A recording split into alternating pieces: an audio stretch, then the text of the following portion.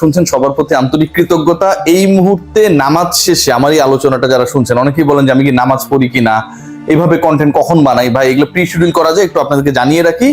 আমি যখনই রেকর্ড করি না কেন, পোস্ট কখন হবে সেটা আমি ডিসাইড করতে পারি according to the help of Meta business suite. So যেই ডিসকাশনটা করতে চাই, আপনারা সবাই জানেন যে এনসিএল টি20 চলছে, আল আরাফা ইসলামী ব্যাংক যেখানটা একটা বড় রোল প্লে করছে। এই টুর্নামেন্টের যেই ক্রিকেটাররা ভালো রান করছে, ভালো স্ট্রাইক রেটে ব্যাট করছে, সিলেটে, রাজশাহীতে খেলা হয়েছে, বগুড়ায় বৃষ্টি বিঘ্নিত সিচুয়েশন আমরা দেখেছি, তাদেরকেও যদি আপনি আফগানিস্তানের বিপক্ষে বাংলাদেশ 11-এ জাকের আলীর পরিবর্তে খেলিয়ে দেন, আমার কাছে মনে হয় কি জানেন, বেটার ব্যাটিং করবে। বাংলাদেশ দলে অতি পাকনা কিছু সিদ্ধান্ত গ্রহণ করা হচ্ছে এবং বাংলাদেশ দলের এই পাকনামির কারণে গতকালকে আমরা অলমোস্ট একটা ম্যাচ হারতে বসেছিলাম। 109 রানের ওপেনিং পার্টনারশিপ হবার পরেও 150 পেরোনোর পথে বাংলাদেশের এক সময় আস্কিং রান রেট মাত্র 6-এর মতো ছিল বা নিচেও ছিল। সেই সিচুয়েশন হবার পরেও 9 রানে 6টা উইকেট চলে যায় এবং এই ঘটনার মধ্যবর্তী সময়ের মধ্যে যে দুইটা রিভিউ ছিল, সেই রিভিউ দুটাও বাংলাদেশ দল লস করে। জাকের আলী অনিককে নিয়ে আলোচনা শুরু করতে চাই, নুরুল হাসান সোহানকে নিয়ে আলোচনার মধ্যবর্তী আলোচনার যে প্রেক্ষাপট সেটাকে এক্সটেন্ড করতে চাই এবং আপনাদেরকে জানিয়ে দিতে চাই যে বাংলাদেশের আফগানিস্তানের বিপক্ষে দ্বিতীয় টি20, গতকালকের ম্যাচে তো বাংলাদেশ লাকিলি 4 উইকেটে জিতে গেছে।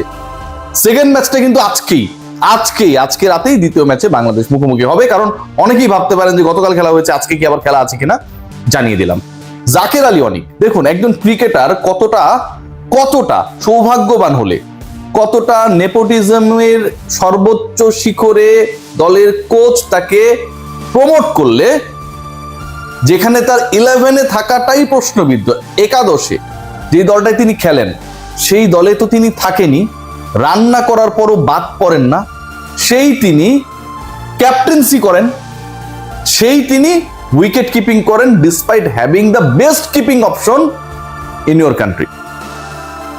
গতকালকের যে ম্যাচ এবং গতকালকে নুরুল হাসান সোহান শেষে যেভাবে ফিনিশ করেছেন, সোহানকে নিয়ে আমরা যত গালিগালাজি করি না কেন, যেভাবে ম্যাচ জেতাতে ওই স্নায়ুক্ষয়ী সিচুয়েশনে টানা 2 ছক্কা মেরেছেন, নুরুল হাসান সোহানের এই রোলটা যদি না থাকতো বাংলাদেশ কোনোভাবে এই ম্যাচ জিততে পারতো না। দুজন 50 করেছেন, 100 রানের পার্টনারশিপ করেছেন, বাংলাদেশের পরের ব্যাটারদের কাজ সহজ করে দিয়েছেন। কিন্তু জাকেররা যখন একটু অফ স্ট্যাম্পের দিকে শট খেলতে গিয়ে বারবার ফেল করেন, রিভিউগুলোকে কাজে লাগাতে ব্যর্থ হন, অর্থাৎ ওই ক্যাপ্টেন্স কোটায় কিংবা হচ্ছে সিনিয়র ক্রিকেটার কোটায়, যেই দলে তো আসলে এখন সাকিব তামিমরা নেই, মানে আউট হয়ে গেছে এলবিডব্লিউ, মানে আমি রিভিউ নিতে পারি, এই যে একটা চুইংগাম চিবানোর মতো করে সহজ করে রিভিউগুলো নিয়ে নেন এবং নষ্ট করেন, ঠিক ওই সিচুয়েশনটায় Nurul Hasan Sohan played a tremendous role. Bangladesh দলে জাকের আলী অনিক সবশেষ যে 7টা ইনিংস খেলেছে, এই 7 ইনিংস মিলায়া তিনি 7 ইনিংসের 5টাতেই তার স্ট্রাইক রেট আন্ডার 100। 5টা ইনিংসে, 7টার মধ্যে 5টা ইনিংসে একজন ক্রিকেটারের স্ট্রাইক রেট আন্ডার 100। এই 7টা ইনিংসের মধ্যে 5টা ইনিংসে জাকের আলী অনিক ডাবল ডিজিটে রান করতে পারেন নাই। সেই তিনি বাংলাদেশ দলের ক্যাপ্টেন, সেই তিনি সোহানের মতো একজন বিশ্বমানের কিপার থাকার পরেও বাংলাদেশের উইকেট কিপিং এর অবভিয়াস অপশন ক্যাপ্টেন্স কোটায়, সেই তিনি 11-এও থাকেন।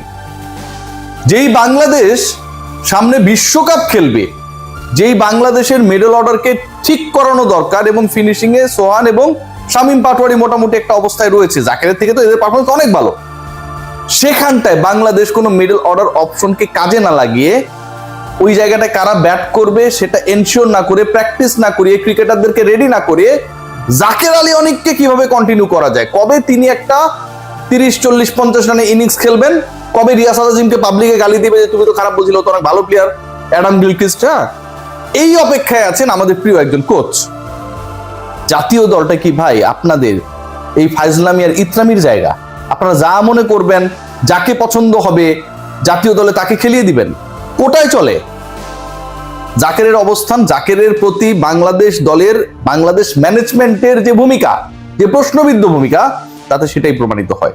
Liton Kumar Das obviously the best captain টি20-তে, লিটন কুমার দাসের অপশনস এমন একটা জায়গায় গিয়েছে যে যেখানটা আসলে এই মুহূর্তে তাকে কেউ রিপ্লেস করার জায়গায় নেই ভাই, 50% নেই।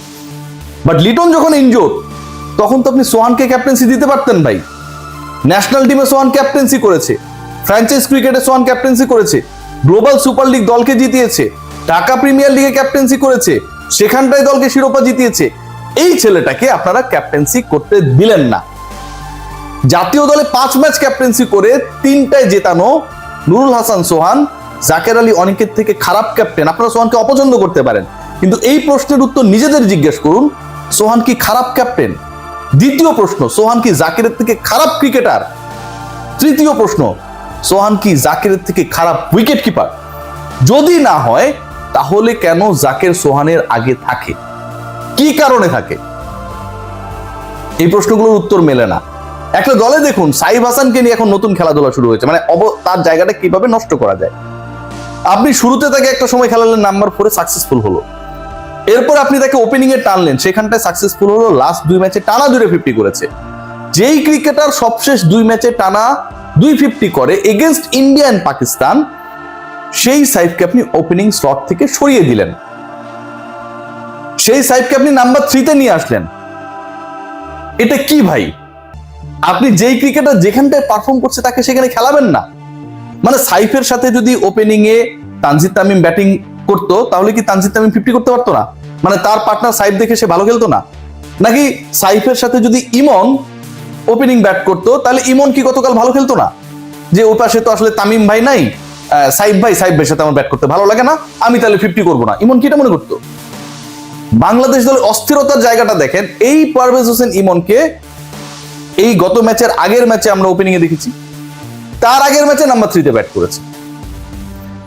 এমন একটা সিচুয়েশন ক্রিয়েট করা হয়েছে এখানটায় শুধুমাত্র জাকের আলীর পজিশন ছাড়া, ব্যাটিং এ, কিপিং এ, ক্যাপ্টেন্সিতে বাকি কেউই সেটেলড না, বাকি কেউই সেটেলড না। আমার মিডল অর্ডারে কোনো অপশন নেই, অপশনলেস অবস্থায় বাংলাদেশ দল এই মুহূর্তে চলছে। নুরুল হাসান সোহানকে সুযোগ দেওয়া হয়েছে তাওহিদ হৃদয়ের জায়গায়। কেন জাকের আলীকে ড্রপ করে নুরুল হাসান সোহান ক্যাপ্টেন হইতেন এবং তাওহিদ হৃদয় যদি খেলতেন, জাকেরের থেকে তো হৃদয়ের পারফরমেন্স ভালো ভাই, সেটা করানো কি অপশন ছিল না? তাওহিদ হৃদয় যেই পজিশনটায় ব্যাট করে প্রপার মিডল অর্ডার, সোহান যেই পজিশনে ব্যাট করে প্রপারলি ফিনিশিং রোল। সো এইটাকে কিভাবে রিপ্লেসমেন্ট হয়? 4-এর পজিশনের সাথে 7-এর বা 6-এর সোহানের রিপ্লেসমেন্ট কি আদৌ পসিবল? পৃথিবীর ইতিহাসে কোন দলে এটা সম্ভব? সম্ভব না। এরা প্রত্যেককে অভিষেক শর্মা বানাতে চান, যে একটা সময় 6-7-এ ব্যাট করতে এখন ওপেনার হয়ে গেছে। কিন্তু অভিষেক শর্মারা যাদের দ্বারা গ্রুমিং হন, তাদের ম্যানেজমেন্টে যারা কাজ করে, বাংলাদেশের ক্রিকেটের সালাউদ্দিনরা নিজেদেরকে যদি অভিষেক শর্মাদের গুরু মনে করে, তাহলে এর থেকে দারুণ যৌক্তিক কৌতুক আর হতে পারে না। একটা দলে সকল ধরনের ফাইজলামি চলে। আজকে একটু পরে ম্যাচ, এই ম্যাচে কি সার্কাস অপেক্ষায় আমরা জানি না। তবে আমার কাছে মনে হয় যে বাংলাদেশ দল যেভাবে জিতেছে, জাস্ট লাক ফেভার করেছে। ব্যাটাররা যেভাবে রশিদ খানকে খেলতে ব্যর্থ হয়েছে, রশিদ খান যদি 4 ওভারের জায়গায় আরেকটা ওভার বেশি পেয়ে যেতেন, কোটা যদি 5 ওভারের হতো, তাহলে কি হতো আমরা জানি না। তবে বাংলাদেশ কোনোভাবেই জয় পেলেও স্যাটিসফ্যাক্টরি পারফরমেন্স উপহার দিতে পারে নাই।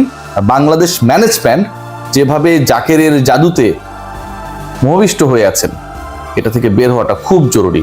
জুয়েল আইচো আজকাল কনফিউজড, কি জাদু জাকের করেছে বাংলাদেশকে যারা ম্যানেজমেন্টে থেকে চালায়।